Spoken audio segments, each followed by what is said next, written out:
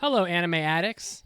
As you know, for the first 3 months of this 2021, we are going to be donating 50% of all support we receive during that time to the Cystic Fibrosis Foundation, and we have a very generous donor who is willing to match the contributions of all of you. So your dollar will go twice as far, and I know you want to help out a good cause. So head over to aapodcast.com/join our Patreon. You can click the donate link on the top of the homepage. However you want to support. I know you want to get in there and do a good thing. We got to spread some positivity in this 2021 after such a brutal 2020. And again, 50% of everything you offer will go to the Cystic Fibrosis Foundation, which is about as worthy of a cause as anything you're going to find. Again, if you want to support the podcast, do a good thing, it's aapodcast.com/join or Patreon, or click the donate link on top of the homepage. We love you very much. And now it's time to start the show.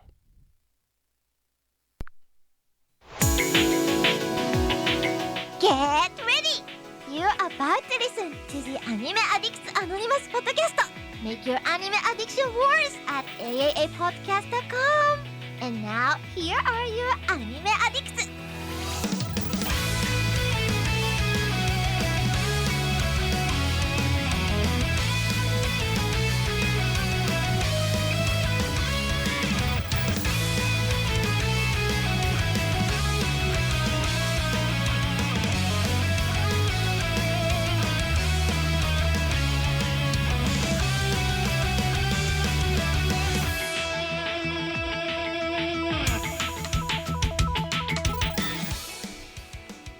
Welcome into the podcast, episode 565 of the Anime Addicts Anonymous podcast, where we are dedicated to making your anime addiction worse. I am your host, Mitsugi. I'm back from a trip. Had a week off, but I know that the troops held down the fort. We have Mason, who's chilling out in his very flashy orange shirt. How are you, Mason? Ooh, orange. This is yellow. It's yellow, and it's my small arms, like firearms shooting academy thing. I'm wearing it in honor of our review today, so I'm excited to be here. How did you mistake that for yellow? Or for orange? I don't know. Just the red headphones with the yellow shirt just is a wave. He just sees in one blocky orange. I blended my red Monster that I'm drinking with his yellow shirt and got orange. Caroline. Funky ice cubes in there. Yeah, they're bullet ice cubes come out of my ice maker that I bought. We also have the fantastic Caroline in Lower State, New York, where it is now a little warmer than it was last week.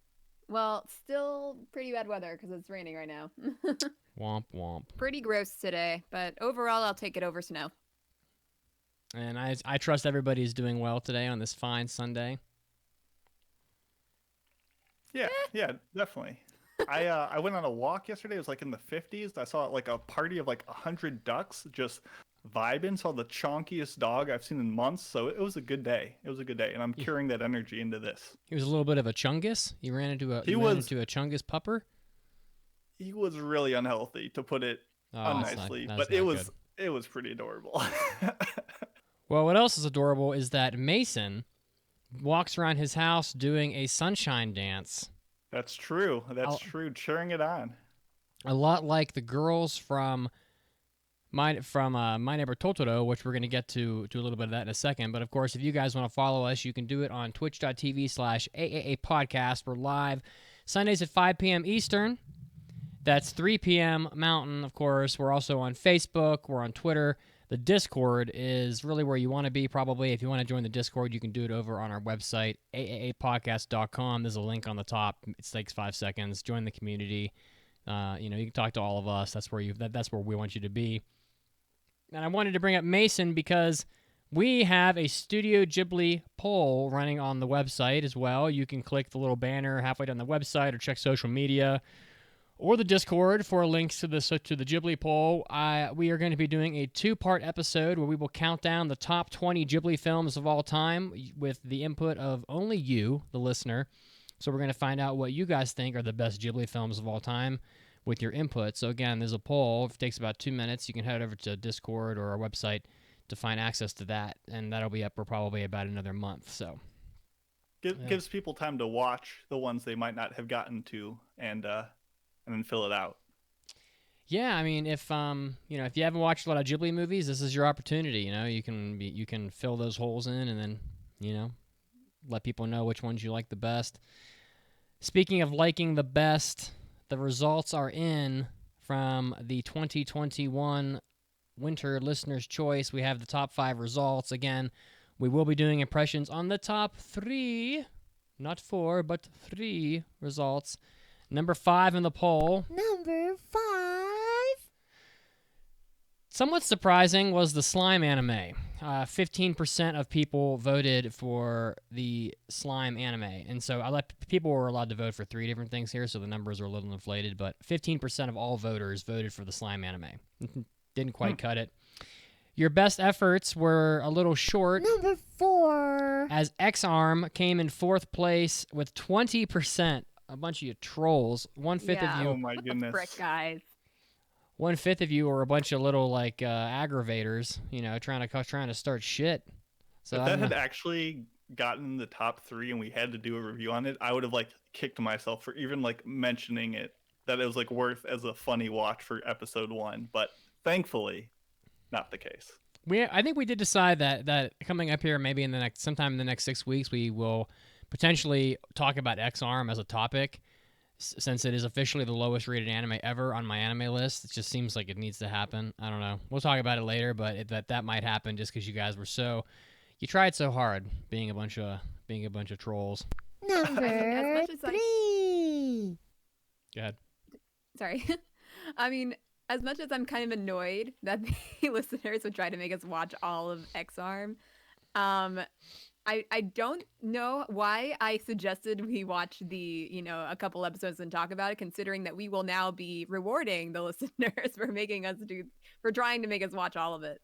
I mean, they tried their best. Yeah. They tried their best, but close to no cigar. But I mean, I guess they're going to get some sort of cigar. It's not their best effort. In the past, they got us to watch Super Lovers and a bunch of other crap that nobody really wanted to watch. So, number 3 on the list, Yudu Camp Season 2, which narrowly beat out X-Arm with 23% of voters voting for Yudu Camp.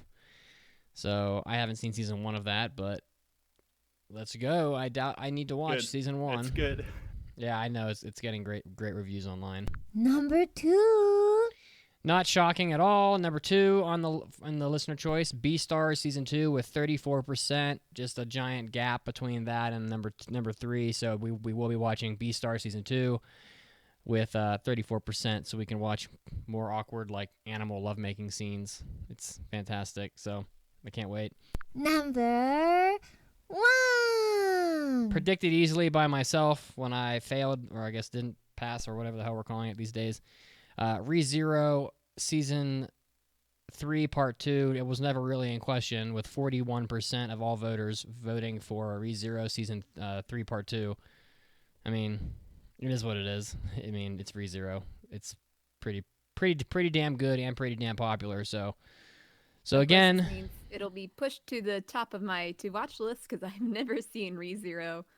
it'll go quick for you, I think, because it's pretty good. So I think I will like it. I've always been planning to watch it. I just never did. So I guess I need to start watching it soon so I can catch up. So This is Season 2 Part 2, just to clarify. No Season 3 of ReZero yet. Oh, my bad. No sweat. I was Yes. getting really excited, oh my Yeah. goodness, I missed the whole season. I'm thinking Attack on Titan Season 3 Part 2.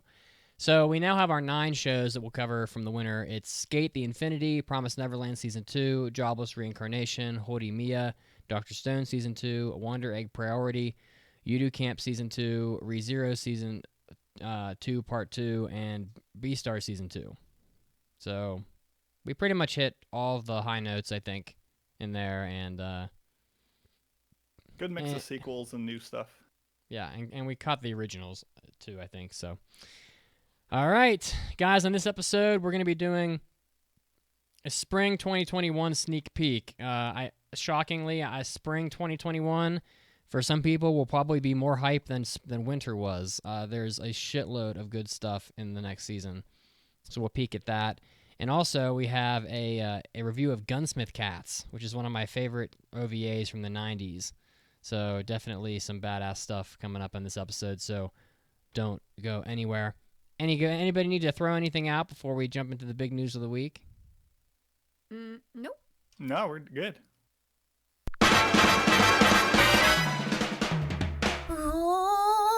大ニュースです。It's time for big news of the week. I've been talking an awful lot, so Caroline, why don't you start us off? Oh, all right. Well, first up, not really anime, but anime-like. I know that I talked a bit about it on our socials and on Discord, but Avatar: The Last Airbender, the franchise, is going to expand with a launch of Nickelodeon's Avatar Studios, and an animated theatrical film will be in the works very soon. So Avatar: The Last Airbender is probably like my favorite all-time show, and like animation or otherwise. So you can imagine my excitement when I find out that there is going to be more to the Avatar universe. There's not like a ton of details on what they'll be focusing on first, but the fact that they're making a film, who knows what it'll be about? Maybe it'll be a Korra film, maybe it will be a Kyoshi film, maybe even a spin-off of the original Avatar series. So who knows? Yes, Nickelodeon is launching the Avatar Studios, a division to design to create original content spanning animated series and movies based on the franchise's world.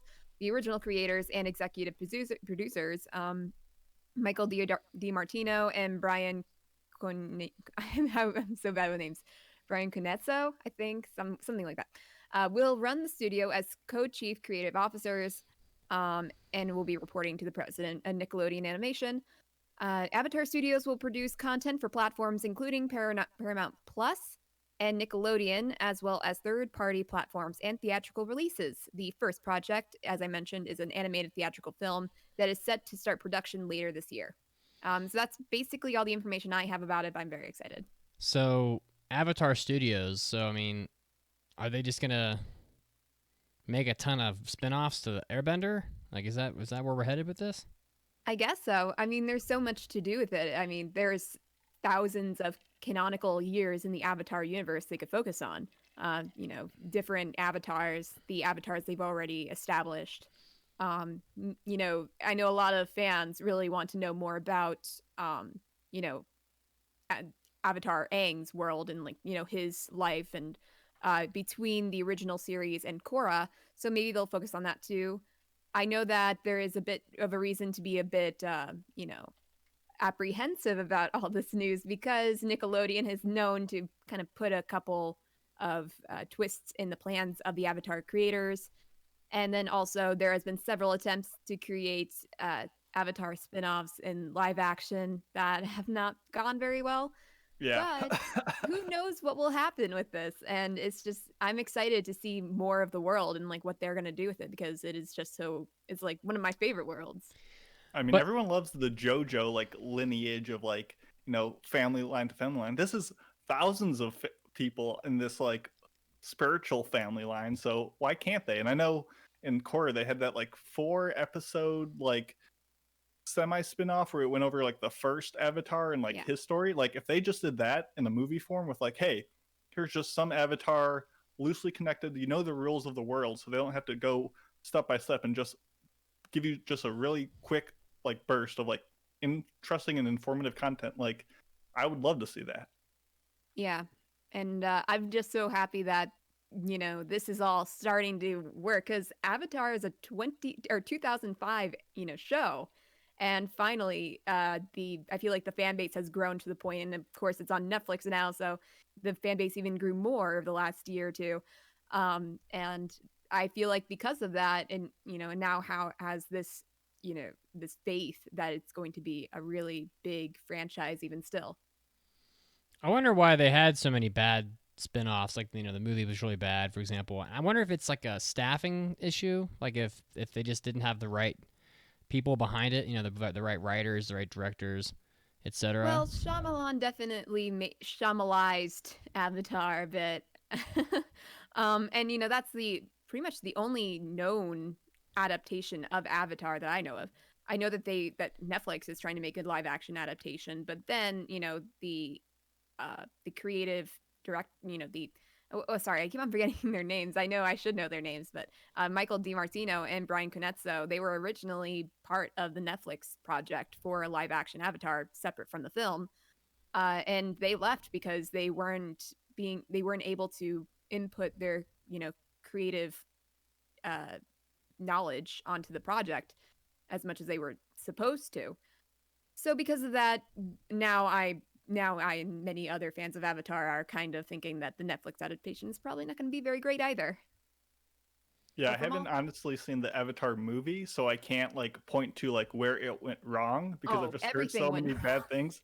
So it's not like, oh, it failed just because it was live action. Like there was probably lots of steps along the way where it didn't capture the magic. Mason, I would love if you were to try to watch this movie and tell me what went wrong, because I think people have gone on hours long like analyses of this movie on YouTube, and it's great. I watched a ton of them because as much as I hate the movie, it's so fun to make fun of. Maybe all right. One day. Well, if they're willing to put forth the money to have a whole studio built around this, they probably have the money to hire the right people and do everything the right way. So, all right. Moving on from that, Netflix is ordering a new anime by Production IG. Some of you might know of the franchise called The Terminator. So we are going to be getting it's pretty exciting, honestly. We're going to be getting a Terminator anime. Skydance and the anime studio Production IG are going to be doing the production. The Matsuhisa Ishikawa said when asked, he's the president of Production IG, he said that, I asked my long-term friend and colleague Mamoru Oshii, who some of you probably have heard of, what he thought about an idea of turning the Terminator into an animated series, and his response was, quote, Ishikawa, are you out of your mind? And he said that at that instant, he was confident that we should get on board. And as huge fans, our team at Production IG is putting all their hearts and minds into creating the series. So it sounds pretty promising. Mattson Tomlin of the Batman is serving as the showrunner and an executive producer. And as someone who's someone who thinks that like they're still like the original Terminator movies are like some of the best movies like ever made. It's like Terminator 2 is so fucking good. This is just like has the potential to be incredible. I don't know that it who knows how it will really be, but we've seen other anime properties do similar things with like cyborgs and robotics and come out really well. Ghost in the Shell is a really prominent and well-regarded series that's been running for season after season for years and years, and we've had a lot of other properties that touch on these aspects of film as well. And I don't know how you guys feel about the Terminator personally, but I think it could be really great. So how do you guys feel? Is it exciting? I mean, I think since you brought it up, the latest Netflix iteration of Ghost in the Shell, which I think is also Production IG. I could be wrong. But that was not the greatest. And I think a lot of times we get tie-ins. Like, I think Blade Runner had an anime, like, corresponding thing. It was more of like a miniseries, though. So I guess there's a lot of room on the spectrum between being, like, hyped for it because it ties into a really interesting world in Terminator, and a lot of reason to be, like, very skeptical on it because of these tie-in things can always sometimes leave a lot to be desired. So, it's got a lot of potential to be both good and bad. Confession, I've never seen Terminator, so I don't really have an opinion. Caroline Jesus Christ! has spent time watching Avatar live action and watched lots of analysis of the Avatar live action and just been like, you know what, Terminator, another day. And that's fine, but you should watch it. Yeah, you definitely should. I mean, I don't know. I guess to me, not only just like the fact that I think the Terminator is awesome and it could be really cool, is that there's so many anime property. Anime has risen to a popularity level that franchises that are as big as something like the Terminator are being adapted into anime of all things. Like it could have been anything. Netflix could have said, let's do a live action series, a new one. It could have been like, let's have it could have been an American studio doing an animated series, but no, they chose Production IG to do it, and I guess it just kind of goes back to like how I was born 20 years too soon, because now all I hear about from my friends that are teachers are how like all the biggest clubs in all their high schools are all anime clubs because anime is so fucking popular in high school. And like, you know, if people had known that I watched anime when I was in high school, I would have gotten like my throat stomped on and my underwear pulled up over my head probably. But it's like anime is so popular now that they're like, you know what? We're Netflix. We can do any fucking thing we want with the Terminator. We can have, you know, puppets. We could do fucking, you know, live action. You know, I'll have people come to your damn house and reenact it in your living room. We're so rich we could do that. But Netflix is like, no, we're gonna make an anime out of it because this is what's hot right now. And that honestly is the other aspect of it that I think is really exciting. So let's fucking go. Yeah, I wonder if it being animated makes it any easier or harder to like get the licensing for it. But either way, I see what you're saying where, you know, they had to probably spend a lot of money to get the rights to do it, and for them to then use that through the medium of anime is kind of you know, inspiring. That's all I got, guys. I was pumped up about that. So it's just like Godzilla. They did Godzilla. Just, you know, Godzilla's coming out. Is that Netflix? I can't remember if it's on Netflix or not. Yeah, that's on Netflix. But it's like, oh, Godzilla. We could do anything. It could be in any medium we want. But no, we'll pick anime because that's what's hot. And so it just continues. There you go. My big news will be really brief, but it is the 25th anniversary of the Pokemon franchise. And I didn't know this, but Pokemon is the highest grossing media franchise of all time, with over $100 billion in total revenue, which beats out Hello Kitty, Winnie the Pooh, Mickey and Friends, and Star Wars. So I guess I knew Pokemon was big, but not like the global titan that it is. And funnily enough, only 76% of that comes from like merchandising, not the movies or the video games or anything else, just like selling the merchandise, which is probably why the games get shafted in some of their development. And why would they bother when it's a mere $23 billion of revenue? So I thought that was interesting. But they will be remastering, re-releasing the Diamond and Pearl remakes, which are unfortunately not called Shining Diamond, big sad, but that will be coming out in late 2021. But my bonus and more important news is Crunchyroll has added Hajime no Ippo to their catalog, so now there is no excuse not to watch it. It's one of the best anime of all time, one of the best sports anime on top of it, and please watch it. I beg of you. It's very good. I disagree. I have an excuse. You have an I'm too busy watching Avatar: The Last Airbender movie Live analyses. Yes, and also now I'll be watching all of ReZero, so there's my excuse. I'm pretty sure Ippo is the best sports anime of all time. I mean, it does things in its actual sports moments that I just can't, that have just never been replicated for me, at least. It's just there's so much life and energy. It's so much life. It's just so so much intensity. Oh my god, I just want to watch it again right now. It's so many endearing characters that are precious and lovable and inspiring and besto. Please watch it. Besto. Well, I'm pretty surprised about hearing that about Pokemon. You know, that's $100 billion is a shitload of money for anything. You know, that's wild. That's wild information that I never thought would. You know, I mean, everybody knows Pokemon makes a lot of money, but I guess if you break it down into that's $4 billion a year. I mean, I don't know, but I would caution, not that Nintendo will listen to this or gives a fuck, but I would say that, you know, they should caution themselves to not start slacking off on their games, because the games kind of are what perpetuate all the merchandising. That and the TV show, of course. But yeah, we'll see. The remakes seem visually not up my alley, but they do have Piplup in them, so it's a wash in my book. We'll see if I get them. All right.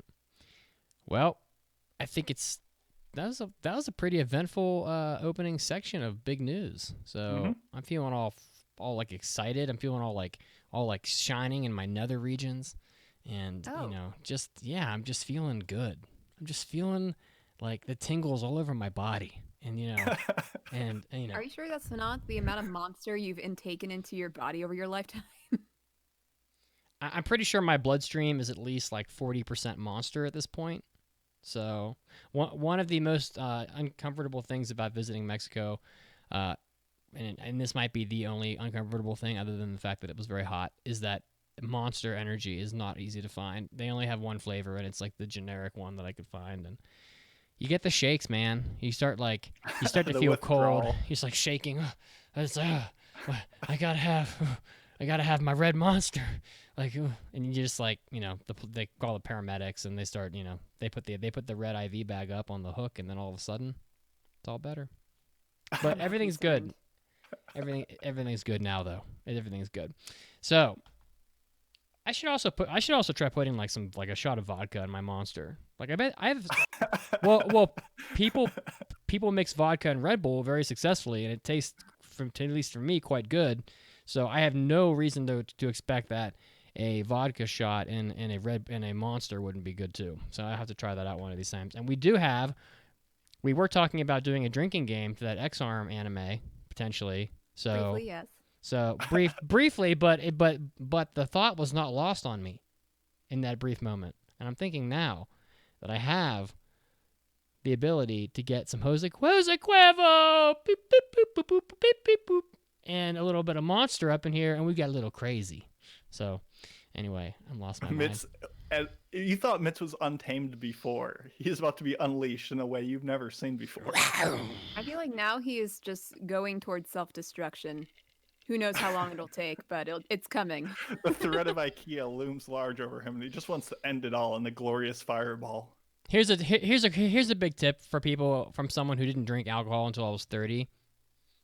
If you want to just drink your friends under the table, go spend like 4 years in Denver, because when you go back to sea level, it will be almost impossible for you to get drunk. I don't know why this happens. I talked about it on Hobby Addicts, but it's a thing. Anyway, main topic today, because I am totally lost my mind. Sneak peek at spring 2021, because oh my god, there is some good shit on the docket. Because they've been adding things like, we mentioned before we said, so winter 2021 is going to be so good. All this shit that got pushed out because of COVID is going to come out. And, by the way, spring is good too, but they've been adding stuff to this list, and it gets getting longer and longer and longer and more epic. So I want to revisit some of this, and then we can talk about the stuff we're excited for. But who wants to run down? I've been talking a lot. Yeah, I can go through the. I assume you pulled this list off of Mel's most popular. Well, I mean, I did and I didn't because at this point that website's not really very good for what's popular, because people haven't gone in and marked things yet. Because Megalobox season 2, for example, was way down the list, and we all know it won't be there when it comes out. So I just kind of looked through and marked down all the sequels that I thought were high profile. There could be others. So the list of the most anticipated sequels coming out next season is My Hero Academia season 5, Isekai Mao to Shokan Shoujo no Dore Majutsu, which I've never seen. That's Omega or whatever. I think so. I think it's Omega, yeah. We have Slime Anime season 3. We're getting Slime Anime season 2 right now, so more of that. Zombieland Saga Revenge, Fruits Basket, the final season, a la Attack on Titan, and like Mitz mentioned, Megalobox season 2. And I think to add to that, To Your Eternity is probably pretty. That'll be the new series. These are just the sequels. Sorry. No sweat. And the most anticipated new series is, as Caroline mentioned, To Your Eternity, Nagatoro-san, Shaman King, which is kind of a sequel, but I think it's a remake, so we'll put it in the new series category. Hype. Eden Zero, which I think is one of the Netflix ones, along with Godzilla Singular Point, SSSS Dainazenan, which, once again, is that not a SSS Gridman? I'm SSS not a Gridman one. Maybe it's a. I'm not an expert. SSSs could there be? I'm not an expert on Gridman, but it has to be in the same universe, because there's no freaking way there's another anime that starts with SSSS dot. Yeah. So. Shakunetsu Kabaddi, which is I think one of the sports shows, and then Vivi Fluorite Eyes Song, which I think is the new Wit Studio one, if I'm not mistaken. So, and this is just the most popular stuff. There's plenty more anime to go through. So, Caroline, what anime are you most excited for from next season, Wow. Yes. and why? I did have to do a little bit of research on this one because I wasn't too well aware of all the things that were coming out this next season, except for, of course, My Hero, Zombieland, Fruits Basket, and that kind of stuff. But I did not put those on my list because I thought those were pretty, everybody's kind of looking forward to those. So I have First Up to Your Eternity. This was a manga that I read like maybe a few chapters of, and I thought it was really interesting. But of course, I was reading it through the Crunchyroll manga app, and they only have like a certain amount of chapters available for certain things, Hmm. and the rest of it is just like, oh, not available. So I got really annoyed at that one, and I'm just like, well, I can't read any more of it. That's great. And then I kind of stopped reading manga for a while, and I'm still kind of not reading manga at the moment. So, um, but I did remember To Your Eternity. So when I heard that it's coming out with the anime, I decided that yeah, now I need to watch it because I need to know what happens. Yeah, I'm also very excited for that one because Brainspace is the studio who's done it. Who they really don't like. They aren't one of those studios that puts out like a show every season. They do like 1 or 2 shows a year. So if they've taken the time, because this was originally supposed to come out, I think in the fall last season, and it was delayed even longer. So I'm hoping that they are taking the time, really polishing it, and I think they did the Inspector show from a while back, and that kind of has a similar dark supernatural vibe as To Your Eternity. So hopefully it's in the same wheelhouse, and big expectations. Mm-hmm. What else? What else? Next up on my list, I have Megalobox 2, mostly because I enjoyed the first one and I never thought they would come out with the season 2. So while I'm apprehensive on what it's going to be about and the quality of it, because, I feel like the first Megalobox was definitely hyped up for its style and not necessarily for its content, because I remember when you guys reviewed it, you guys were pretty mixed on, what actually was in the show. But I'm still gonna watch season 2 and see what happens with it because I'm kind of wondering what they're gonna do with it. I just have no idea where they're gonna go with this. I mean, I thought the Megalobox season was pretty definitive. I mean, did I miss Yeah. something? Because I mean, the characters weren't exactly in like the best shape at the end of the season. Not Yeah. to give too many not to give like a lot of spoilers, but I don't really know how they're gonna perpetuate that unless there's like a new set of characters coming in. So, No, I'm still gonna be following Joe, so that's not it. But I kind of wish that instead of making it the sequel, they would make it the prequel. I know I talked about this when we first, talked about Megalobox 2 coming out when it was first announced. But I think a prequel would be interesting because we didn't really know much about Joe at all. And, making it into, his backstory would be interesting. Yeah, I mean that would be probably a better way to go about it. Do we know? I don't know if I'm not sure if it is a prequel or not, but I will pull No, that it's a up. sequel. Wow, so much for that. So much for Sorry. that. So much for that pipe dream. Okay, well, the art. I mean, I'm sure it's gonna have all the style that we enjoyed about the first one. But I guess we'll have to see. Is it the same studio? I think so, but I'm not entirely sure. So it is, yes, it's TMS Entertainment still. So, okay, well, I'll probably watch it just because boxing is cool. So, It's no Hajime, but it's pretty cool. I mean, it is definitely not, but Should I continue with my list, or do you guys want to start talking about yours? we should continue because I'm excited. About my list? Yeah, of course. Oh, okay. I mean, this was all very last minute. I only started looking through the shows today. But the third one I have up is Tokyo Revengers. I didn't really know much about this show until I heard people getting really excited about it once it was announced. So from what I remember of the synopsis, it's about a guy whose girlfriend gets killed by a gang, and then several years later, he's has the ability to go back in time and to try to avoid her death by becoming an inside man on this gang. And I thought that was a pretty interesting, synopsis. So I put that on my list. Yeah, But I know see- this manga's got a lot of love online. Yeah, But and see, that's- we- It seems like Go one ahead. of those like dark, gritty anime stories that I tend to like, but the overall community doesn't really seem to get behind. If that makes sense. Like there's been other shows where it's like the story's like real serious. It's got like a lot of crime drama, themes in it. It's maybe a little darker, but it doesn't have like a lot of the typical like shonen or anime fantasy elements, and then it kind of like slips under the radar. I don't know. I guess because of that, I hope we get to cover it because I'd like to give at least a little bit of exposure to something that could be really good that might just slip under the radar. Hmm. Next up on my list, I have The World Ends With You, the animation. I've never heard about this show until I was looking through, my anime list for the new shows coming out. And while the quote unquote the animation is a definite red flag, because anything that's called anything the animation ends up being crap.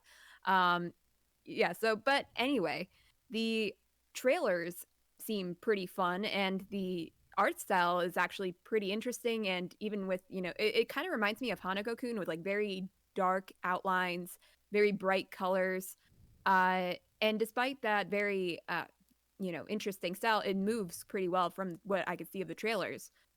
And plus, the trailer's music has a brass section. It has trumpets playing, so automatic extra points for that. This is based after the game, right? The old DS. This is the Square Enix, like Tetsuya Nomura, the guy who did like Kingdom Hearts and some of the Final Fantasy stuff. This is his like Nintendo DS game, which I've always seen visuals for, but I've never played. So just by being a Kingdom Hearts fanboy, I guess I'm excited. But this has been in the works for quite some time. Mason. Never heard about it until now. But in case I better, give a quick rundown of what it's about. It's basically, it kind of looks like Darwin's Game for a second. Oh, The no. setup. No, not like looks at, but like, the setup of, battle royale. Mm-hmm. A bunch of people are inserted into a kind of like a game environment where nobody else sees them except for the other players of the game. And they have, special abilities. They're able to form partnerships with their other with the other players, and they have to complete different missions within, I believe it's supposed to be a week, I think. I can't remember. But if they don't complete these missions within a certain time limit, they are quote unquote erased. So they stop to be existing, I suppose. And while that is a pretty, cut and dry, very overdone kind of story, it seems like it's going to be fun. And so I hope it is. Yeah, I mean, I think the game was really well liked. I know Mason's all like, he's Mason might be shining in his nether regions a little himself with, because it's, because we got some Kingdom Hearts love. But I'm a little worried about the studio because I don't know that Shin-A Animation is very known for doing fantastic work. They got like a lot of like Shin-Chan and, it's just. Are you kidding? Shin-Chan? You're not calling that a great work? Listen. It's an important work, that's for damn sure.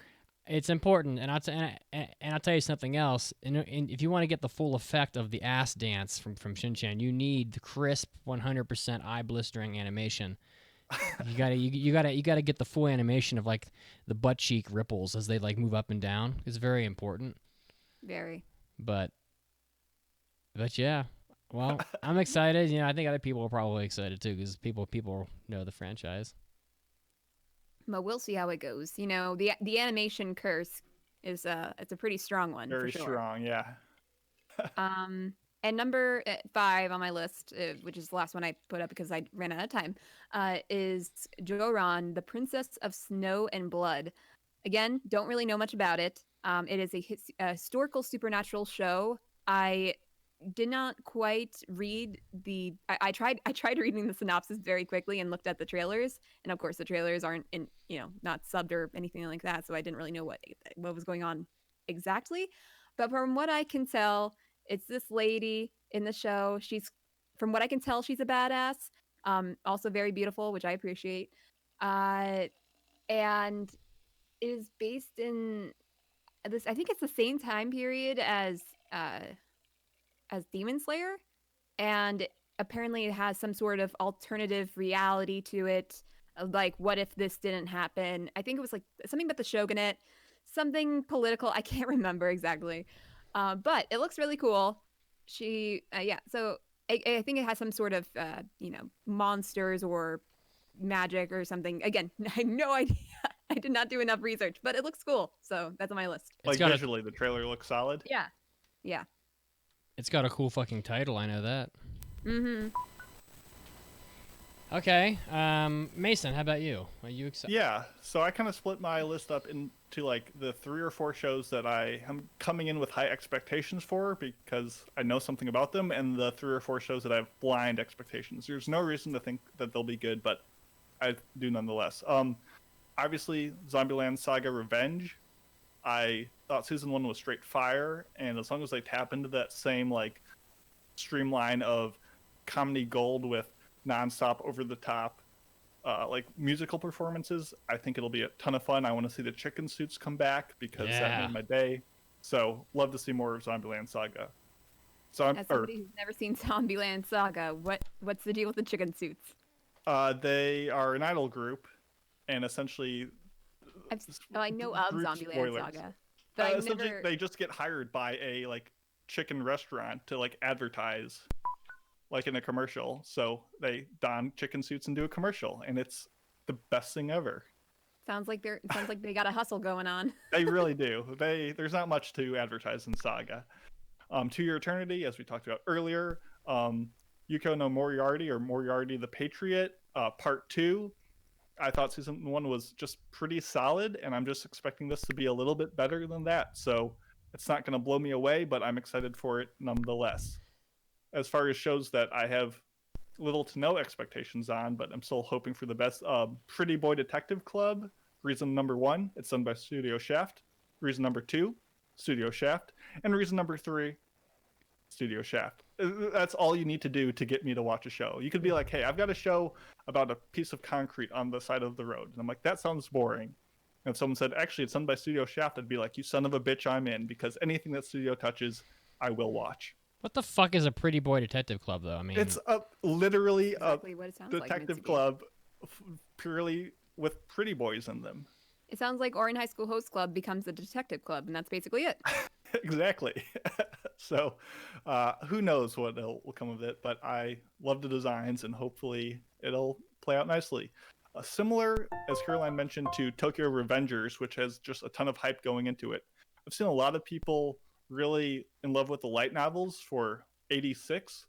I don't know much about it, but I've seen a ton of images popping around, and I'm going to go in blind because I think that's the best way to watch shows, and we'll see how it is. Next up is Super Cub, which I think is like a Niyashike Bakuan, aka cute girls ride a motorcycle and discover the joys of life. Maybe a little laid back camp vibes. I don't know. I love motorcycles, and hopefully we get some cool, calm adventures. And I don't know why, but I'm got hopes. And lastly is Yasuke, the like sort of the super cool historical figure.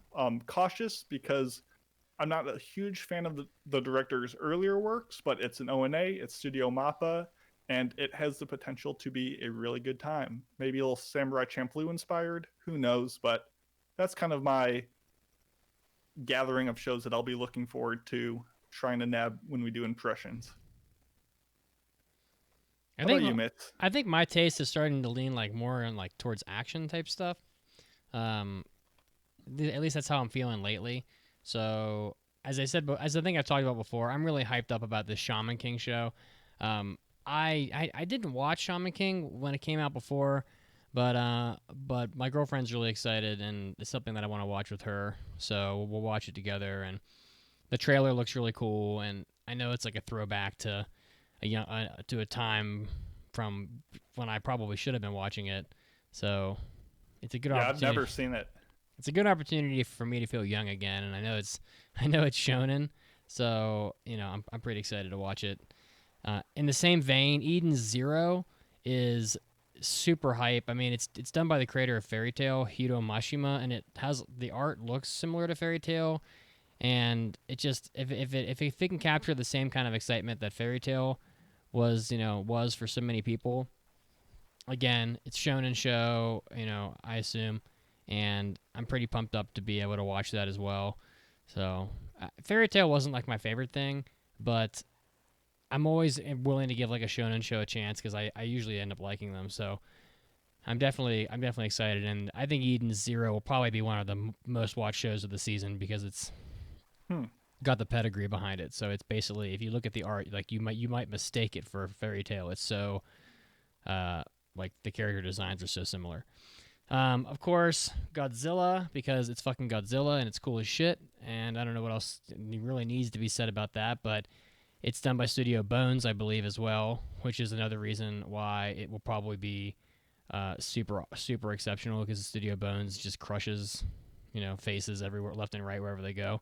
So, and it's a Netflix show, I believe. So, you get Netflix money plus Studio Bones' talent plus Godzilla's so fucking cool. So I don't know. It's kind of hard to. It feels like it's kind of hard to miss with that, but we'll see. And then sort of like the fringe, sort of ones that maybe people aren't thinking about as much. One of them is this like Kabaddi show, which I feel like it's been a while since we had like what is the word, like a very like intense sports show. So we've had like lots of sports anime, but a lot of them have either been like not very good, or they've been like not very like aggressive sports. And so I'm definitely like, just the artwork for this looks a little more aggressive, and it definitely looks like a contact sport. I know jack shit about Kabaddi, but and there's a bald character that, if you squint, might look like me. So Ooh, there you go. that's what That's what I'm saying. So, and if you squint harder, he might look like Saitama. I don't know, but all the characters look like muscular dudes, and they're all screaming. Like, I'm just like, oh yeah, they're gonna fucking like just like hit each other or something. I don't know. I just want them to hit each other. All I know about Kabaddi is from Chio's School Road, which is a funny show, but the Kabaddi character in it is like by far the most problematic part of it. So I kind of have like a yeah, I don't know, like an underground like oh, Kabaddi, beware of the show, even though it has nothing to do with it. So who knows? But I have that reservation. So I just pulled up Kabaddi highlights from 2019, and this is definitely a contact sport with with people just tackling each other and shit. Like, this show could be fucking awesome. So it's Keijo with less butts. I'm not really like, usually I'm not feeling like badminton or something in my sports. Like, I want to see some guys, like I want to see a tooth fly out. Like, I want to see blood like on the mat. I want to see a guy pull an ice skate off and stab somebody with it. And these fucking... I don't think that's part of the rules of hockey. Mason? Is that part of the rules? Sometimes you just get emotional, you just want to stab somebody. What do you think, Mason?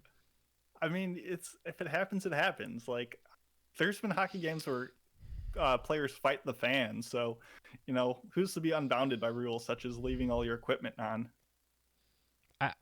I just watched this guy in Kabaddi tackle this other dude and then put him in a headlock on the ground. I'm like, what? Like, what the fuck? It could be really fucking awesome. It could be cool as shit. And then the last one is super fringe, and I have no idea if this will be good or not, but I'm a sucker for the subject matter. It's this show that I can't pronounce, Sestives, the Roman fighter. It's just like just smacks of like the Gladiator vibes of this like young boy who's like a slave that's forced to fight like in like the fighting pits of like ancient Rome. Like, first of all, how many anime are there about ancient Rome? Like, none. And then unless they're investigating like bathhouses. Yeah, exactly. And then we had that Greek one, which isn't too far behind. Oh, Olympia, like Hyklos or whatever. That was amazing. Though I don't think that this is that's gonna be anything like that one. No, I doubt it. So I'm kind of excited about this. Although the only thing about it that I think it kind of makes me a little hesitant is that it's the studio's Bandai Namco, which means that it could look like shit. But and it's CGI. Oh, is it? Well, that might. Yeah. Wow. I mean, I took a look, and like they only have a teaser out right now, so it's hard to tell. But it didn't seem automatically egregious, so we'll see what happens. Yeah, I'm looking at it here. It does look CGI, but we'll have to see. It could be cool. I don't know. It could be horrible. But those are my 5, But like that just goes beyond like what like the obvious ones from the list that we talked about in the beginning. Because like obviously Fruits Basket is going to be super exciting for tons of people. Demon Lord is probably going to be like probably the second most watched show of the season behind My Hero. And then like, the Vivi Fluorite's Eye, like that fucking thing looks awesome. Like, God, we're gonna have another season where we're gonna be like failing things that we love. So it's just so painful, but it's so exciting that anime is just kicking so much ass. Yeah, it's a 2021 good problem to have. 2021 is turning out to be so freaking epic for anime. So, whoo! And while this season, I feel like we were all very hyped about the sequels. I think this next season's going to be very about the, the newcomers. I think. you could be right about that. Well, and if you guys wanna pitch in on the Discord and let us know what kinds of stuff that you're excited about, we're always excited to talk to you about like the things that you want to watch, and obviously there's a ton of people on the Discord that want to talk about it with you. So head over there. It's All right. time for the weekly trivia question, I believe. In Gunsmith Cats, Raleigh Vincent drives a very famous and iconic car. What is the color, model, and the year? And we will reveal the answer when we come back.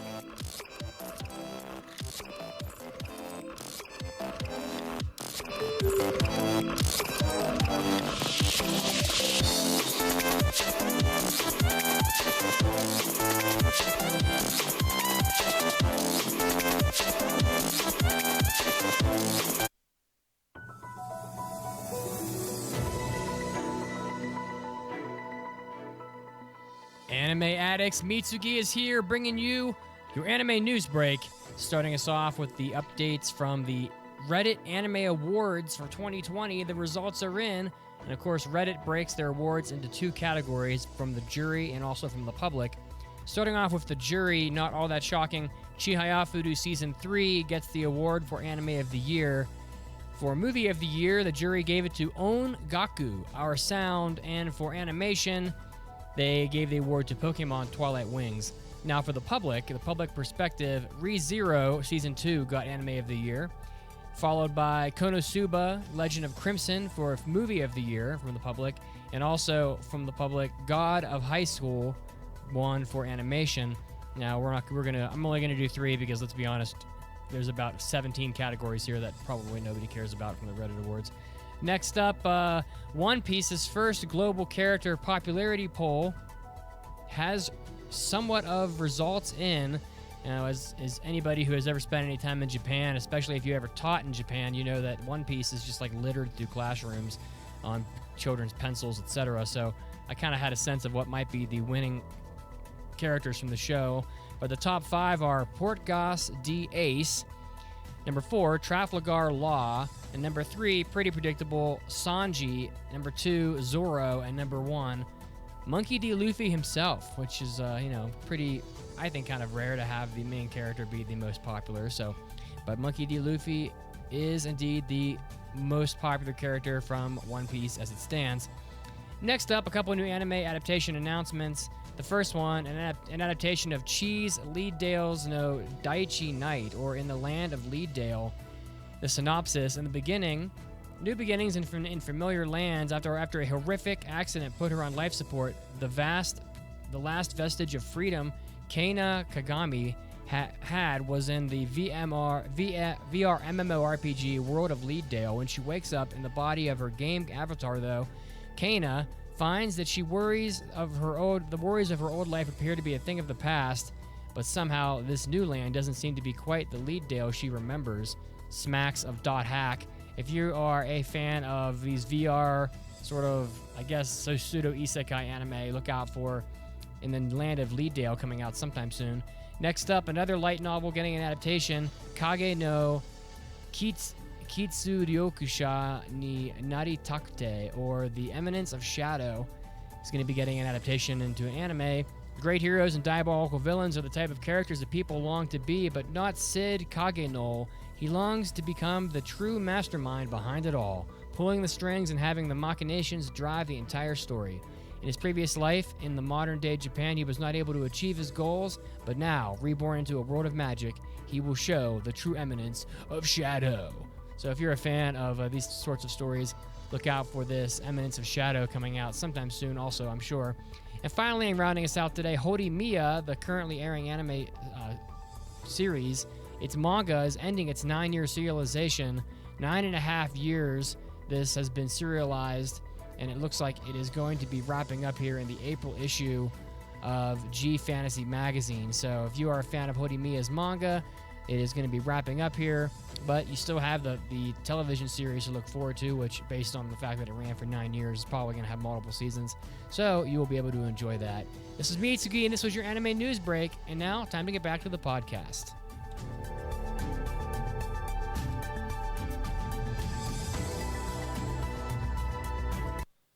Hey there, listeners! We just wanted to take a second and thank you for all of your support. We have received requests for additional ways that you can help support us, and we really appreciate every bit of it. We wanted to come up with ways that we can also help give back, and so we decided that for the first 3 months of 2021, half of all of our additional support that we receive will be donated to the Cystic Fibrosis Foundation. And many of you may already know this, or if you're new to the podcast, I was born with cystic fibrosis. And the Cystic Fibrosis Foundation is a donor-funded, nonprofit organization that helps fund research for drugs that will help people like me live a longer life. So if you want more information on that, you can check out the cff.org website. And again, we appreciate all of your support. You're awesome, and thank you so much for listening. Hi, my name is Tony Oliver, voice of Arcee and Lupin the Third from Lupin the Third, the TV series, and I am an anime addict.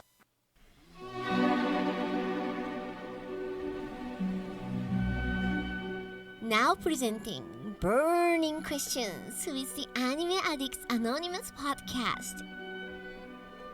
Would you rather Yeah, I like these. I like these. have taste buds in your butthole What the fuck? or poop out of your mouth but not taste it? Taste buds in my butthole. So you would rather taste your poop as you're shitting it. Oh, well, you didn't explain what was That's gonna... why the taste buds are in your butthole, is so you would. okay. God. Taste buds in my butthole. Oh, God. What was the other one? Or poop out of your mouth but not have to taste it. I have to go with that one. No. I mean, that's disgusting. Taste buds in my butthole. No, that's you want to taste your own poop? Now, let me ask you a question. Yes. You have taste buds in your mouth. Yes. If you hold your nose and eat food, you can't taste it. If I hold my nose, do I still fully taste it out of my butt? It's a valid question. It's a very important detail in the answer. No, you have to squeeze your penis. Oh, God. Because that is the nose of your butt. And now, back to the podcast.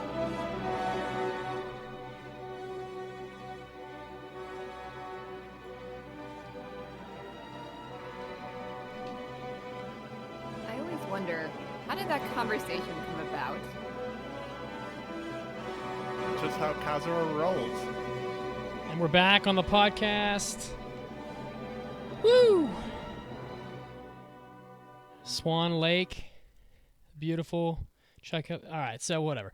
In Gunsmith Cats, Raleigh Vincent drives a very famous and iconic car. What is the color, model, and year of the car? Wow, you want the year even. Savage. And many people on the Twitch seem to know it. It is a blue with white stripes Shelby GT 500 1967. I wonder what it would cost to buy this exact car in the exact same year. What do you think? I would think quite a lot. It's a pretty notoriously rare car. And Let's yet see. she talks about having to pay the bills and not having a lot of money. Here's one on there. It looks like they go online. They're listed. Their costs around $200,000. Oh, here's one for $189. It's even blue with the white stripes. It's the exact same car. Wow, Oh, that's a steal. that's a steal. $189,000. Woo! It's pretty cool. Yeah, it's a cool car. All right, guys. Well, we decided we were trying to figure out what we wanted to do today for our extra segment, and we thought to ourselves, well, what better to do than to, hear people confess their embarrassing sins upon the world. So why don't we kick it off with a little anime confessions here. Do you have Like- something in the microwave? That would be a crock pot with chicken in it, actually. Ooh, excellent. That's the sound of flavor. That's what you were hearing. Oh yes, I can smell it from here.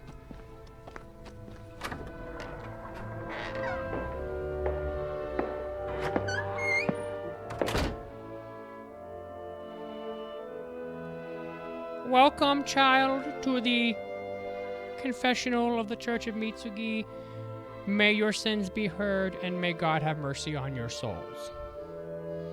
Gachi writes, let us hear your sins, Gachi. I once forgot my own birthday because I was too engrossed in interspecies reviewers' deep lore and philosophical themes. It was awkward when my then girlfriend came over to make me food, and I was doing push-ups with a full mast, watching three goons eat food off a naked salamander girl. Well, Gachi, I should say unto thee that the real saint in this church is your girlfriend for tolerating your unwanted behavior, you filthy degenerate. But I believe that your soul can be saved should you rectify and correct your ways. Let's see here. Another lost soul writes, GOP Demon. In grade 7, 2003, I had every single hentai from Box Torrents, now Baka BT. I rarely ever fully watched any of the videos. You liar! You fucking liar! You know you're a liar. Oh, you, Serge, are a liar? How you gonna have every hentai and then not watch them? I had a review book of each one for the quote scenes that I brought to school and showed my friends. The total was about 300 gigabytes. Jesus Christ. I mean, that must have been like 240p resolution if it was like that small. We have some sick degenerates listening to this podcast, and very brave as well for confessing your sins. I mean, props for GoPD for trying to share the love. He was just trying to get what he was passionate about to everyone. What can he do to Respect. rectify Pope? He could rectify the error of his waves by unerecting his penis. Oh, God. And pour some cold water on it and get back in there, man. You got you got classes to attend. Okay? For God's sake, put it away. You're gonna scare all the children. Oh, and also. Amen! There you go. That was very loud. Sorry. Okay, yeah, they just weren't quite trapdoor worthy this week. Not enough moe filth in these confessions, but very perverted nonetheless. You all are sick, but it's okay. That's why we love you. Thank you for writing in. And if you would like to confess your sins to the Pope, you can go to aaapodcast.com, hit the mailbag button, and just write. You know, there's nothing to be embarrassed about. You know. Just give her The kind of things you think about before you go to sleep, and then you just curl up into a little ball and scream because you're so ashamed. Yeah, we want whatever that. happens, That's just the let it redemption out. stories we want to give you so you can ease your burden and sleep well at night. So go write your confessionals. Don't look at me like a frickin' Frankenstein. Give your Pope a hug. Okay. And don't lie in them. We'll know when you're lying. Yeah. Really Like wrong. you definitely watched at least most of those videos, so don't even act like you didn't. So, all right. Well, speaking of going to our website and hitting the mailbag button, you can send us a mailbag like Yotaru Vegeta does almost every month now. Here is an It's easy and time for simple an question. almighty anime mailbag. It's mailbag time. Anime. Mailbag. I jumped the gun there. Here's a simple and easy question, AAA. What's the best Tezuka anime? Bonus question. Who among you have watched the most Tezuka anime, including works based on Tezuka's characters? And that's definitely not me, because I've only seen 2019's Dororo, and that's basically it. It's Not a definitely bad one Mason. to watch. I liked it. It's definitely Mason. Oh, I think you might have seen. So I've seen a lot of Tezuko's work, but I haven't completed a lot of them. So I've only maybe completed 5 or 6 series. And the one that he is a original creator of that I think is probably the best is the Phoenix series, particularly the later installments. And I'm really excited for the upcoming work, Pluto, which is like a manga adaptation by the mangaka who did Monster, and that'll be then adapted into Pluto. So I'm excited for that. But the best, obviously by far, anime that he was like involved with in any manner was the unbelievably absurd, experimental, abstract Belladonna of Sadness, which is a movie that is definitely not for most people, but it is so trippy and it has such a banging soundtrack and of its time that it's unlike anything else. So Belladonna of Sadness is got like a high score from me, but I don't think most people will enjoy it. And yeah, 2019 Dororo is pretty solid. Yeah, I mean, I haven't really watched a lot of these works. I've seen a fair amount of Unico from back in college. I've seen Blackjack. I saw a whole Blackjack series, and then I've seen other Blackjack like here and there. But again, probably Dororo is probably the most memorable because it's recent. And a lot of the Tezuka stuff's just so old. Like, I just haven't really been exposed to it, really. That's the kind of stuff you have to, like, go look for on your own. Like, it's not really something that's going to pop up for the podcast. It's not really, something that's going to pop up, like, on Crunchyroll. You kind of have to go hunting for a lot of that stuff. But, hey, he is the father of manga. Yeah, it would be interesting to go back and watch some of these just because I feel like so much of what anime is today owes to his works, and there's so many stylistic and like artistic things that he influenced that is such a staple of what we get nowadays that it might be cool to see those origins, but maybe one day. All right.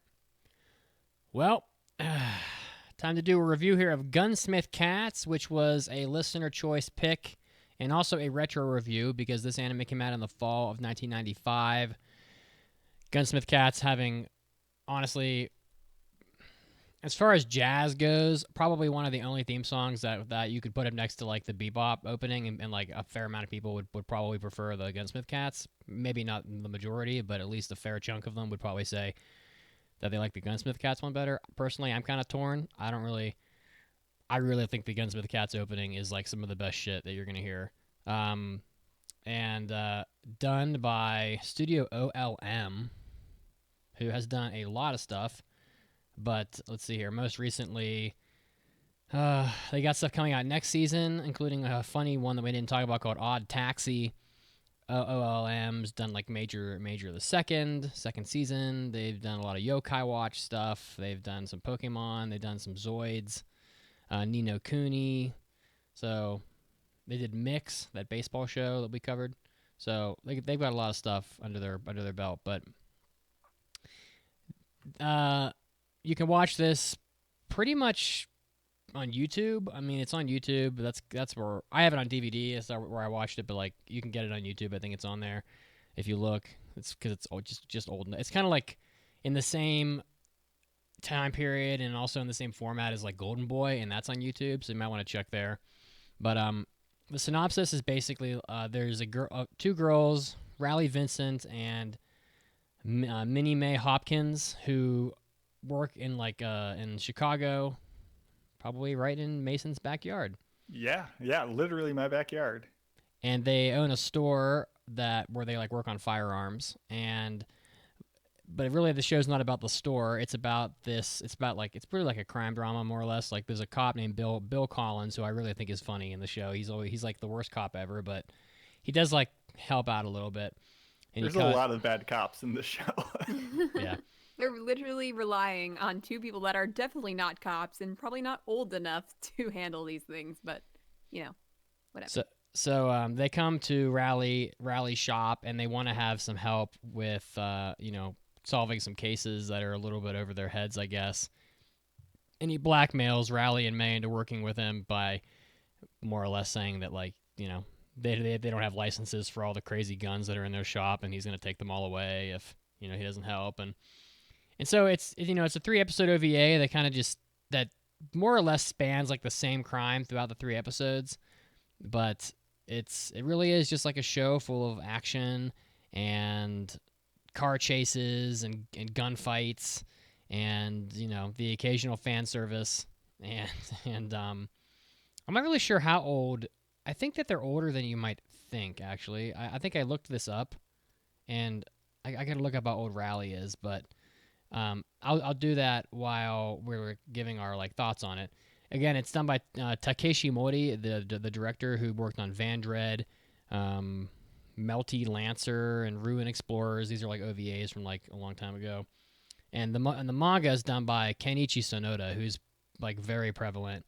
Riding Bean and Bubblegum Crisis. He's pretty well known, and the fact that he's so famous has driven the. I looked for anime sales from this for this not long ago, and the prices are insane. Mm-hmm. So I think that Kenichi's name on this stuff is definitely causing the anime sales to be not only hard to find, but also just ridiculously expensive. So Caroline, what was your expectation going into Gunsmith Cats? Well, I didn't know much about it to begin with. I knew that it was one of the more looked forward to retro reviews that you guys put up a little while ago, and that you're finally reviewing it. So I was expecting it to be at least somewhat decent. I was not sure if it would be something up my alley because, again, I don't really watch a lot of stuff from before when I was born. But yeah. That was basically my, expectations. It was probably going to be good, but I wasn't entirely sure. I didn't even know what it was about, really. Gunsmiths and Navy cats, debatably. Well, there was, yeah, the cats part. I was expecting are they gonna have a cat in this? But nope. They are the cats. How about you, Exactly. Mason? Spoilers, by the way. So I've seen this before, maybe a couple years ago. So I kind of knew what I was getting into for this review, but I guess before that, I've also seen Riding Bean, which is a 1980s movie, which has it's the spiritual origin story of Gunsmith Cats, because a alt universe version of Rally is in Riding Bean, and that's also similarly an over the top actiony thing. So I kind of knew based on that what this would be like, and I think. No spoilers, but I definitely prefer Gunsmith Cats to that movie.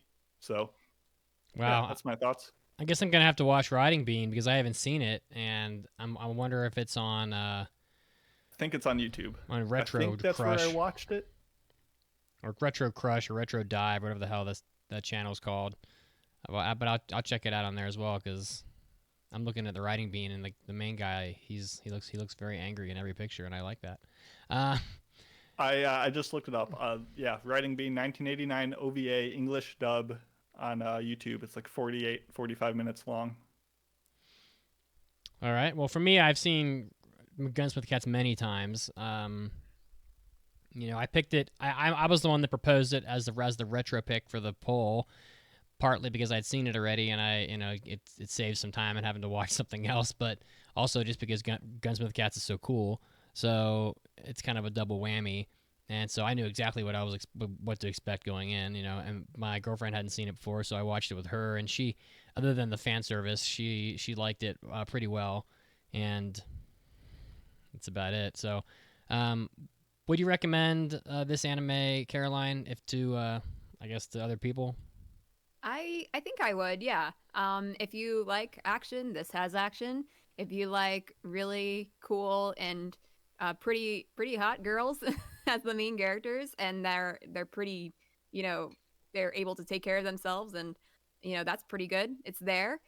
If you like, anime set in America, which doesn't happen very often, that's here. It's in Chicago. And it's a pretty short watch, only 3 episodes, so it's really not that much of an investment. And I've watched it on YouTube. I don't know if it was legal or not, but it's up there. I did it. I I done mean, I did didn't know it for sure, but yeah, it's there. So I don't see any reason why you wouldn't, unless you're just totally not a fan of action. Mason, how about you? Yeah, I'd recommend it. This is 3 episodes of just gangsters, blackmail, explosive shootouts, sleazy criminals, and just that pulpy 90s crime vibes. And it's just a fun, lighthearted romp. that feels definitely more like an American cartoon than a Japanese anime. If you like shows like Dirty Pair, You're Under Arrest, Black Lagoon, or Trigun, I would say this is in that same wheelhouse. The visuals are probably the best part of the show. They really don't cut a lot of corners like modern anime does. It just, there's a lot of care and attention to it, really cool directing tricks. That said, the show isn't much more besides car chases and shootouts. There's really no character development. The comedy is kind of flat, and like the plot is all very standard to subpar. But if you just want 3 episodes of fun, yeah, give it a shot. I give it a, it's fine at the end of the day from a critical lens, but from a lighthearted thing just to enjoy yourself, it's pretty solid. Sorry, just one more thing. And the dub is really good. I didn't watch the sub. I actually watched the dub, which was pretty decent. Thanks for Another pro for that. Yeah, thanks for mentioning that because I watched the dub as well, you know, and I think it's maybe other than the Russian lady in it, who's I don't know, but I guess I have to watch it again to see how her accent is. But then again, I'm not Russian, so I don't know if I really have anywhere to stand on that. But I would absolutely recommend Gunsmith Cats. I've watched it with other people. I've shown it to my anime club in college, you know, so I have recommended it to people. This is actually like a seminal, like, I don't know if that's the right word, but like a very, I guess maybe very influential title to my anime fandom. This is one of those shows that like when you're 15 and you're kind of like picking through shit at Sam Goody, you know, back in the day before like Netflix, and you just like grab something off the shelf and you really fucking love it, and you're like, and it just propels you further in watching more and more anime. And this was one of those like shows for me. And Gunsmith Cats, like, honestly, the style is awesome. I love the style in Gunsmith Cats. Not just the music, but just like the swagger of it, the feel. I've talked about the OP.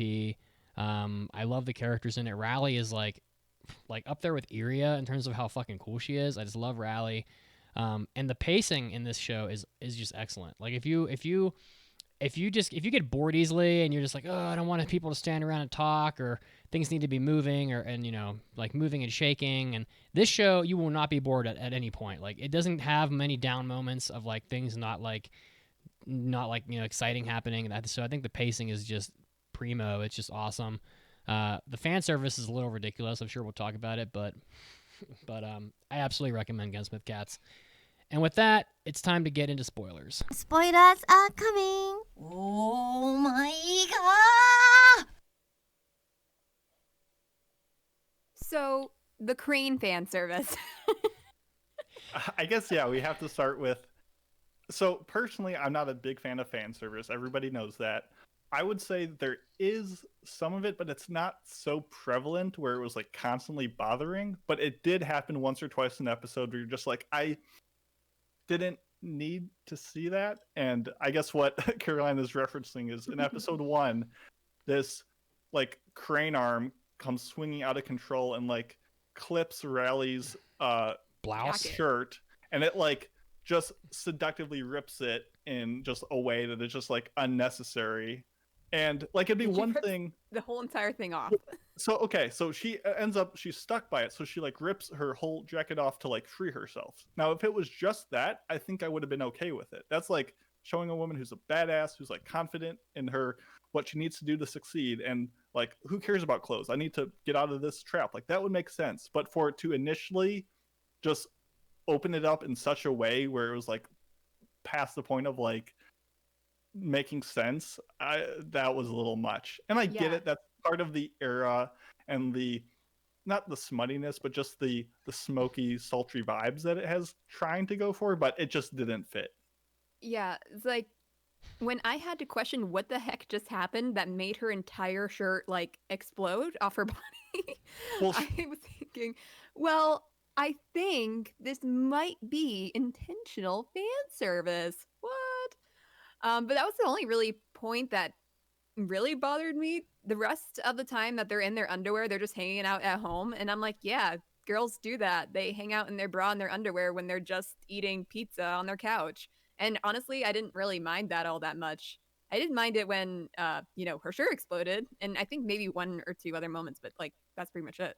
Yeah, when they break into her house in the first episode and she's like jumps out of bed with her gun and just goes down and just whoops ass, which is a cool scene how they just deal with it. But she's not really gonna take the time.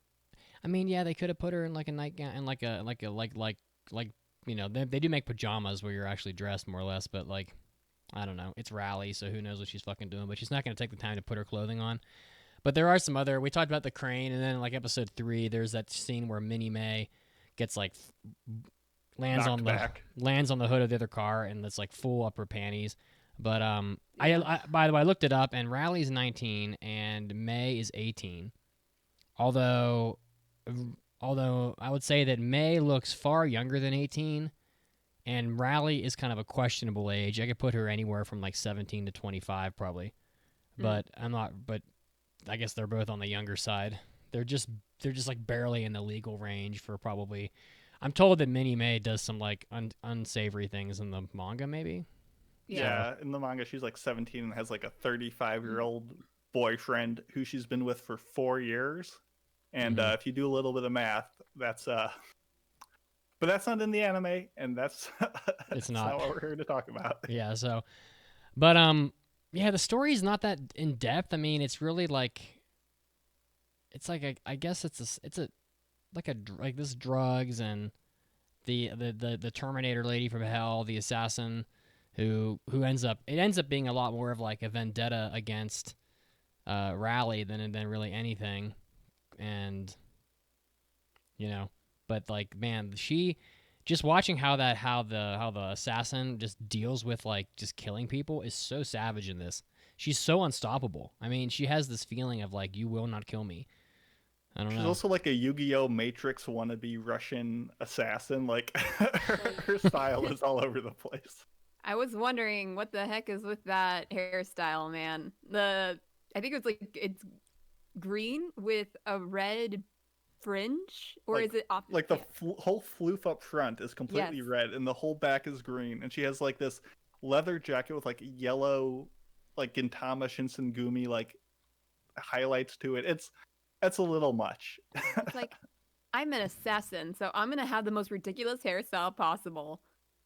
Aren't assassins supposed to be like very low key and you know The 90s. not really? There's no rules. I don't know. Yeah, it's her name's Natasha Bloody Pierce Radinov is her name. So You see, okay, so this kind of jumps on one of my negatives for this show. There were a couple characters I didn't like, and that would be Natasha for one. I don't know. I just find her, very basic, stereotypical Russian accent, kind of a strange and annoying. And also, she didn't really have much of a character except, I'm an assassin. I'm gonna kill you because you evaded my killing. And also the hairstyle, the aforementioned hairstyle. And yeah, so I just didn't really find her very interesting, and I just kept on thinking how strange she looked. yeah, so she gets hired. I guess she gets hired to kill Rally in May because they fuck up a crime operation, and then ends up more of like a vendetta, I guess, as you said. Yeah. But so then there's her, and my second not very favorite character was Bill, actually. I know how much you like Bill, Oh, Mitsuki. come on, Bill. I found him so annoying. He's so bumbling. I mean, it's Yeah, and also I was not like a big fan of his voice acting in the dub. It's really just him that I wasn't a big fan of, and him and Natasha. But Rally. Come I was gonna say, on. Minnie May was the one who yeah. Minnie May was the one who like Pussycat. rubbed me the wrong way with her voice actress, but I It don't know. wasn't too bad. I liked May. I thought Cool. she was. I don't know. I guess we all have very differing opinions, but yeah, I did not yeah. really like Bill. I found him really just too bumbling. I thought, and Do we- not very cool. Can we all agree that Rally is the coolest character in the show? Well, oh, by yeah. far. Like she toes the line perfectly between being like a badass who can control like what's going on, but not like so overpowered where she's never not like still scrambling, and like you feel for her danger, but she's probably got it, and she's amazing. I'm just a huge Rally fan. Like honestly, like I think I would pay some money for a good sell of Rally. I don't think I'll ever find one, but like she's like just like this very rare character nowadays. It's like she's a girl. She's a fucking badass.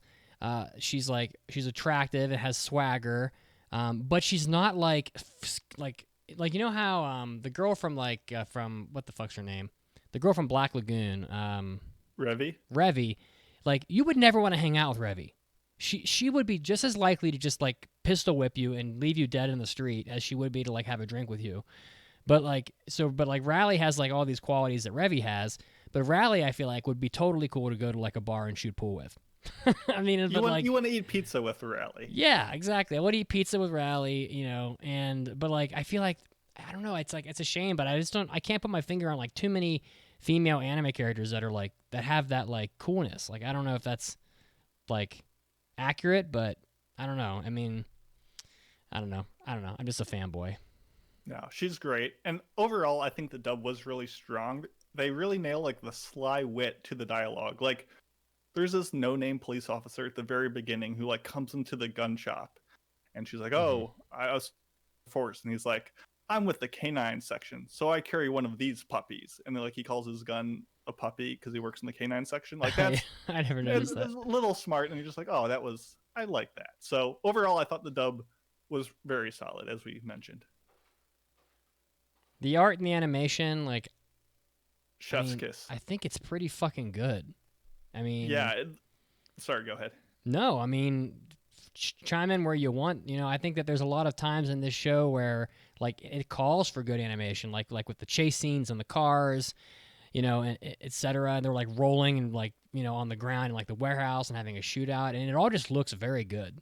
I know it's an OVA, so you kind of expect that maybe to look a little better, but even then, this whole show, like the style of it is the substance. That's what I come here for. It's not the plot or the characters, but how good it looks. The choreography is solidly timed and it has weight to it.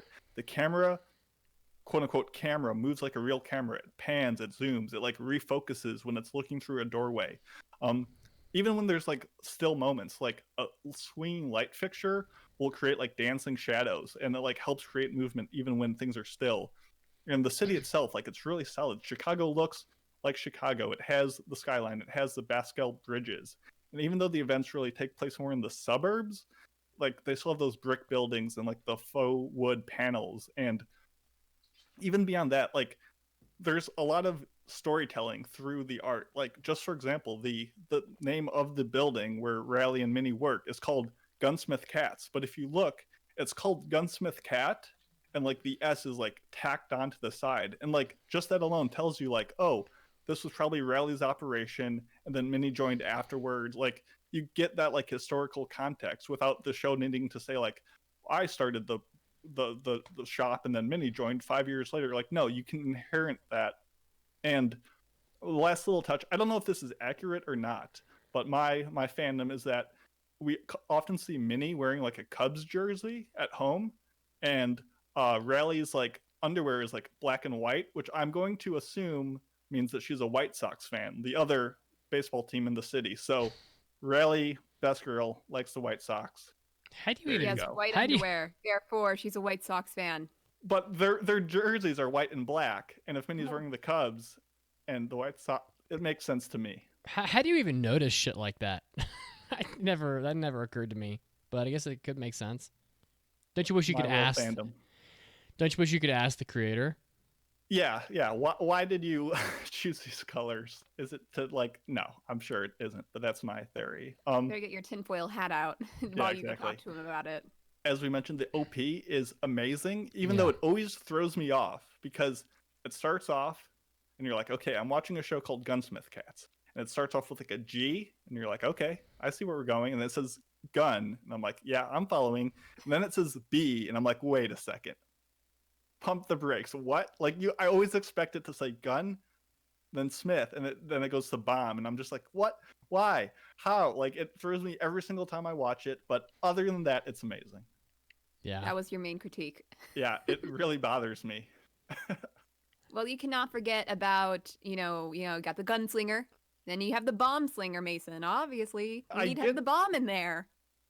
Really don't. Minnie does so little. Oh, Minnie. She's trying. She's trying. She's not my favorite. But but I think as a massive spoiler, she does save Rally's life at the end. So there is that. She definitely comes through in the end with all the traps and everything that she does.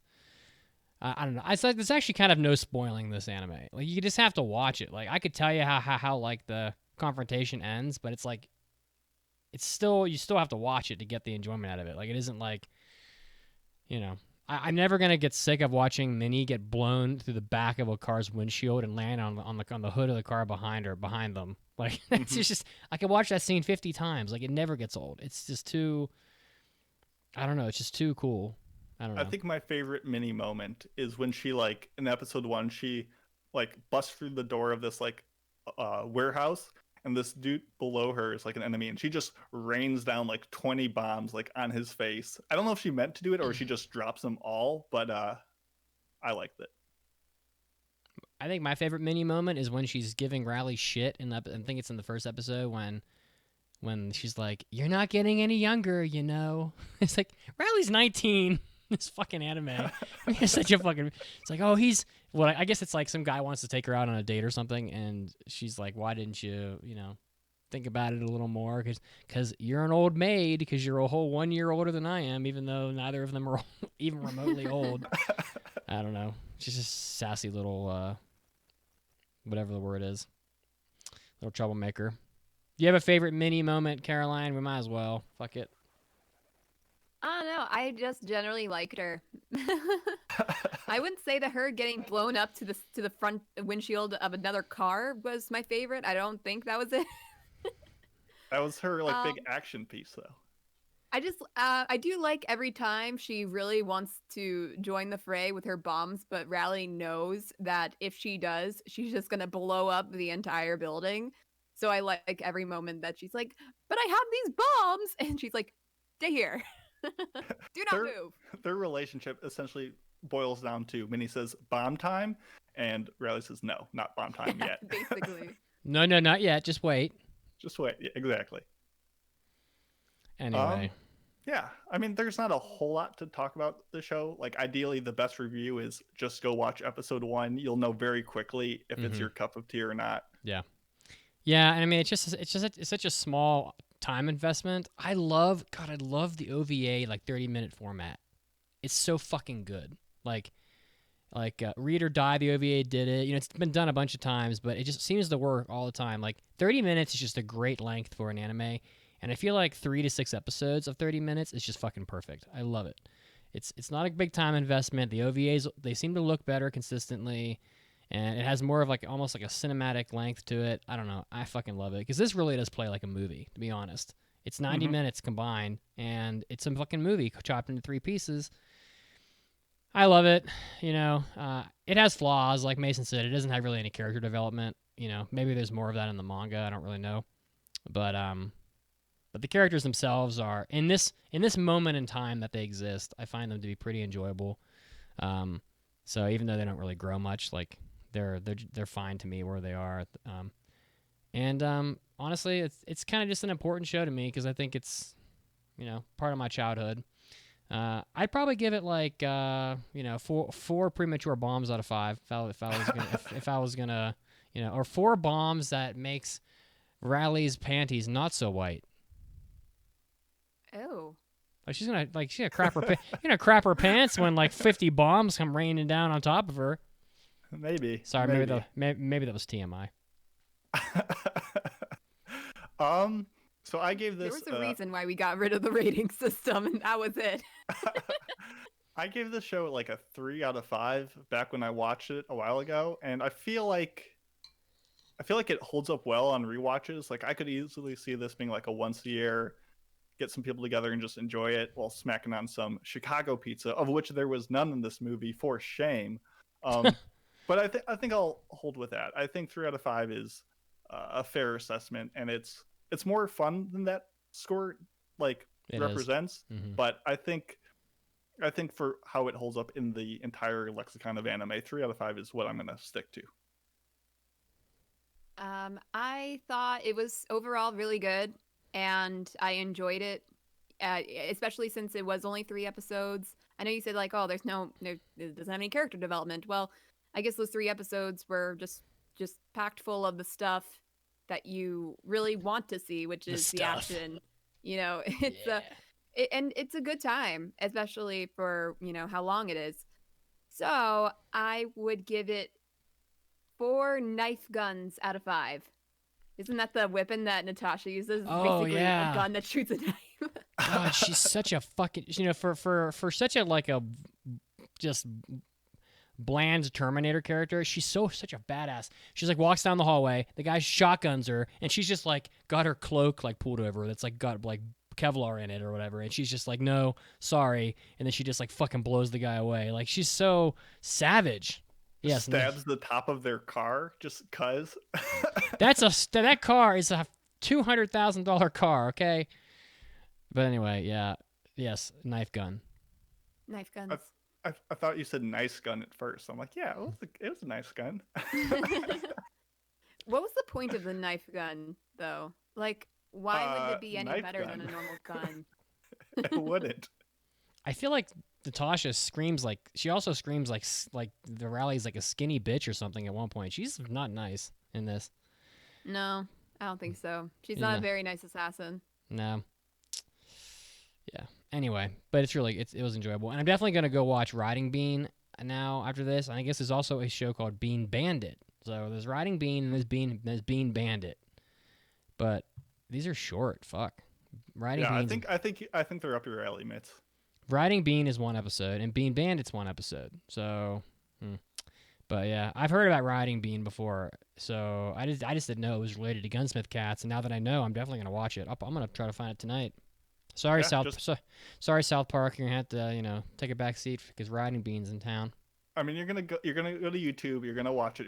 And it's gonna say, "Here's Rally," and you're gonna be like, "That's not the Rally I know, but it's it's Rally." That's about it, guys. Nice big full episode. I definitely enjoyed being back. Sorry I was gone last week, but big thanks to Mason and Caroline for carrying the ship. So very, very helpful. Next week we're going to be reviewing Our Last Crusade or The Rise of a New World. We're really running short of shows to review because we obviously can't review winter yet, and a lot of the ones we have from fall are still running. So we're really short on selections. But then the week after that, which is the 21st, we'll do our anime Oscars, which had a lot of votes. So big thanks to you guys for stepping up and voting a lot for that. How about social media, guys? You can find me at Pope Mitsugi.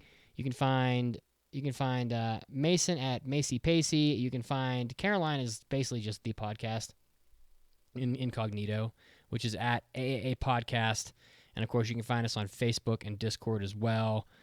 I mean, if I want you anywhere, it's on Discord at this point. I think Discord and Twitter are probably like the hottest spots. Speaking of the Discord, what do you guys have going on over there on the Discord? Well, Anime Club will be on March 10th, and we are going to be watching the first 13 episodes of Shiki, so that'll be exciting. Someone joins the Discord, and Mitts is just like, "I got you right where I want you." Yeah. Yeah. My club, I messed up last time. March You did. 3rd will be Comey Can't Communicate, volumes 1 through 2, which is chapters 1 through 34. It's a super short read. I hope everyone makes it. It's a fun time. We'll be discussing that at 10 p.m. EST. Hope to see you there.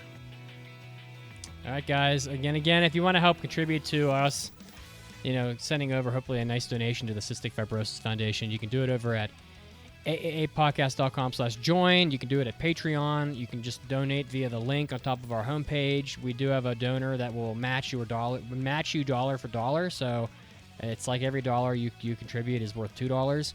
So we really want to help out a lot with that. So please head over there and we'll make a difference together. So, and on that note, we'll see you guys next week. Thanks everybody. Love you. Bye. Have a good one. Bye.